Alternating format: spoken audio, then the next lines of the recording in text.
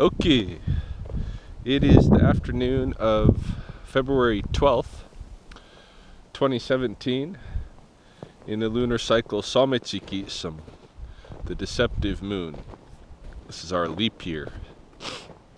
And I'm down here doing my usual evening hike down and up the coulee. And I figured I might as well record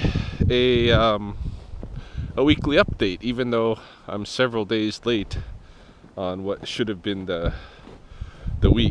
And the reason for that actually was because on Thursday, when I'm normally doing my weekly updates, I was asked to go to Siksika, which is the northernmost Blackfoot tribe, and do a day-long session with them about the relationship between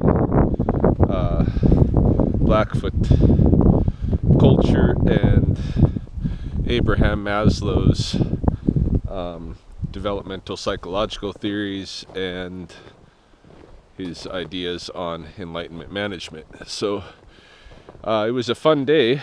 Actually did during lunch they invited me, a couple of the guys there invited me to do a session of Muay Thai with them. I guess they train at lunch every day there. And this is Siksika Family Services. So yeah, some of them go to train at lunch. And it was a good way to spend the lunch hour. And the presentation went well. I was happy with it.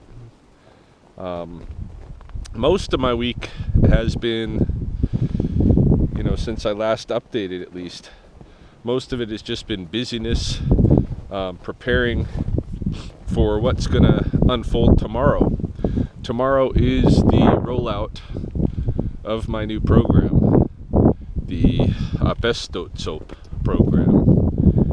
We move around changing camps for young people who have moved into Lethbridge from the Blood or Piikani Reserve recently, or any reserve community. I have a couple of participants who are from Cree communities. So I'm excited and I'm anxious right now. Yeah, it's I'm anxious, and I shouldn't be. I've had 6 weeks to prepare. I've done a very good job at that, I think. I've pulled together the right people. I have the program laid out hour by hour what these guys are going to be doing in their training. There's a couple of new types of lectures that I need to develop for this group that I haven't yet. I don't know why I'm anxious, but I think it mostly is just because I want it to go so well. And there's always the fear that it would be a failure, and for me that would be difficult to handle, because I think if this goes well, it's going to mean for me that I'm going to get other work of this nature in the immediate and foreseeable future. But if it doesn't go well, the government's not going to want to continue funding. It's not going to do another program just like this, a cultural-based program, for a little while. They try it out. If it's working, they continue funding it. If it fails, they take a break from doing that kind of thing. And usually in that time, within a few years' time, everybody in the government seats change, even at the lower levels at some of the agencies, and new faces are in there, and to them the idea is new, and they'll try it again.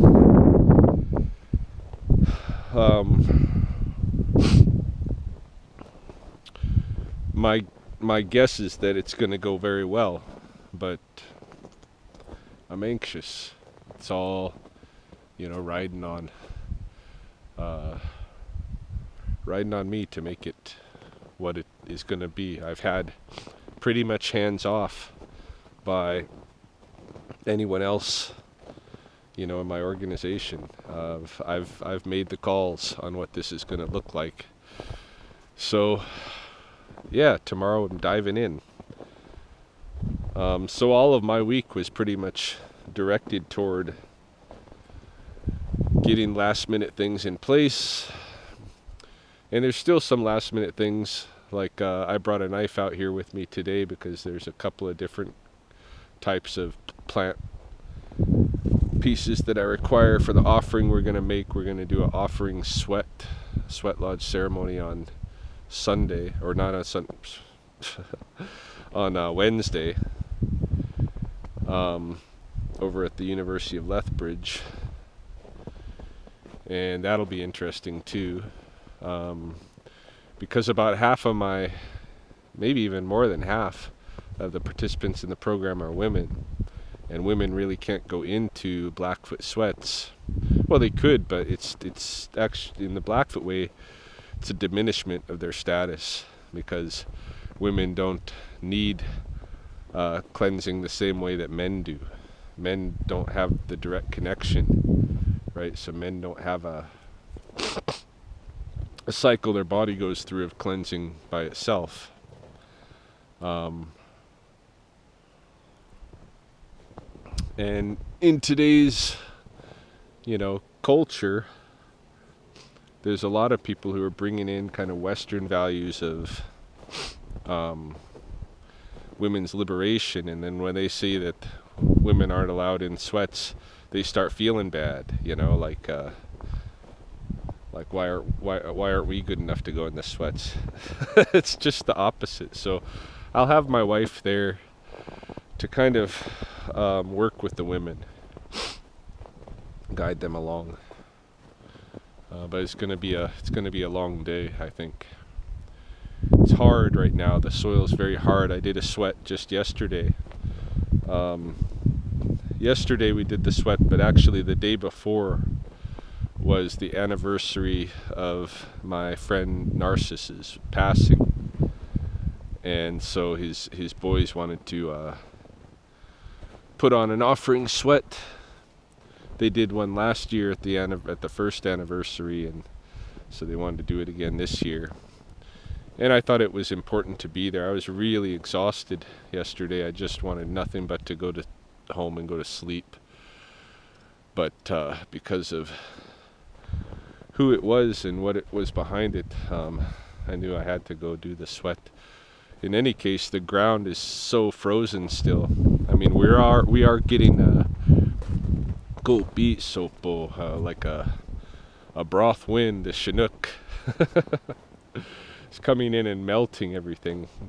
There's only snow right in here because this is the low spot and the shady spot, but most of the coulees, the snow has melted off the slopes, and yet still, for the most part, the prairie ground is pretty solid still. Like, it took us a lot of effort to dig our hole for the sweat yesterday. So I don't know. It's going to be a test this week. I've got lots going on. Sounds like I may have a new jiu-jitsu partner to train with starting Friday, which is good. I haven't done martial arts in my own facility for a while. I talked to my friend who was training with me, who I did the testing for Gracie Combatives with. We recorded our testing finally, and he had sent his in. I didn't have the $100-something to float toward a jiu-jitsu test. I have more important financial demands to fulfill first. But he sent his in, and I guess he got turned down. I guess he only got 80% on the test. So now I'm reluctant to send in mine. But in any case, yeah, I'm looking forward to maybe having a new partner to train martial arts with. And let's see, what else is going on? Working on a project with the Nature Center. I have a meeting about that tomorrow night. We've got a rough draft. Basically what we're doing is they got an artist working with me, and she's creating this Winnie the Pooh type of 100-acre woods type of map of the place that I call Spokane, where I've been doing all my phenology over the years. And so I'm the guy that, you know, is directing her in terms of what are the features that this map has to have, and what are the names of these places, and yeah. So we're doing that. We got draft work finished, but we've got a ways to go before we get a final bit, and it's going to be turned into a brochure with the city of Lethbridge that people can take with them to the wetlands, so that they're kind of oriented in my world. It's very interesting, eh? I feel kind of quite privileged because I know that the director of the Nature Center is doing this just because of we had talked about this vision of maybe making a map that's based on my perception of the place, and now she's given funding toward making that happen. So it's pretty interesting. What else happened this week? I guess one thing in terms of popular culture, I haven't talked about popular culture yet today, but I've definitely paid attention to some of it this week. I saw the fight last night, the main event anyway, and I thought that the right decision was made. You know, in those last few rounds when Holly Holm claimed she thought that she had won those rounds, my perception of it was that those rounds, all she had really done, she had gotten in a couple of good kicks, you know, but for the most part, all she'd really done is keep her distance out of the fight, or keep her opponent right against the cage, and she was, you know, in such close distance that her opponent couldn't use her best skill against her. So I felt like the last 3 rounds were really stalling rounds, stalling out time and hoping for a point win. I think if she hadn't used the distance tactics that she did, there probably would have been a Holly Holm knockout. So that was my opinion on that. But the thing that I really wanted to talk about, the popular culture thing, was that last night somebody posted something on Facebook, and this was a person on my friends list who went to the same high school as me, and it was one of these takes, one of these like all lives matter. You know, so disgusted with these people with their Black Lives Matter. Everybody experiences prejudices. All lives matter. You know, it's one of these kind of statements, and they had, you know, everybody else was agreeing with them on there, and I had to go in and express my view, which is that I find it ridiculous that we can all, as a public, we can, you know, witness the things that we've witnessed in the last few years in terms of police gunning down black men who weren't any threat to them, and some of them hadn't even been involved in any crime, and gunning them down often in front of their family, in front of some of their family members, their spouses, their children. And we've seen, you know, the devastation of these families, and unless, you know, we've been in that position, we can't even imagine the frustration with having a family member taken by a police officer who made a decision to shoot our dad or our husband or whatever. And we've seen a community rally behind them, behind those devastated families, and put a simple statement out there that Black Lives Matter, like just a simple reminder. It's not saying that nobody else's lives matter. It's just saying Black Lives Matter because it seems to them like a component of this phenomenon where police are gunning down, very prone to gunning down